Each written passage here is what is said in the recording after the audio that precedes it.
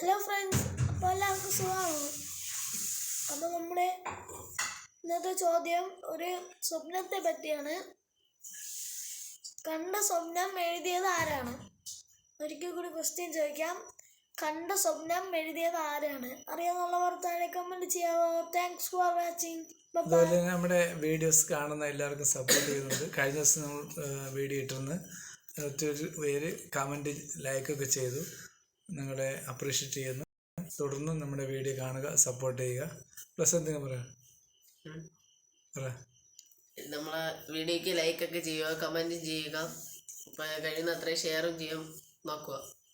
Okay, ഇന്നത്തെ question അച്ഛൻ പറഞ്ഞതുപോലെയാണ്.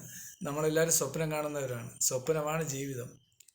നമുക്കുണ്ട് ആർക്കും കാണാൻ പറ്റുന്ന ഒരു കാര്യമാണ് സ്വപ്നം. അപ്പം സ്വപ്നം കണ്ട സ്വപ്നം എഴുതിയത് ആരാണ്? അപ്പോൾ നിങ്ങൾക്ക് അറിയാമെങ്കിൽ ഒന്ന് കമൻറ്റ് ചെയ്യണേ. അത് നമ്മുടെ ബൈബിളിലെ ക്വസ്റ്റ്യനാണ്, ക്രിസ്ത്യൻ ബിബ്ലിക്കൽ ക്വസ്റ്റ്യനാണ്. അപ്പോൾ നിങ്ങൾക്ക് ആൻസർ അറിയാമെങ്കിൽ ഒന്ന് കമൻറ്റ് ചെയ്യണേ. Okay, bye bye, good night. Good night പറയല്ലേ? Good night, bye by.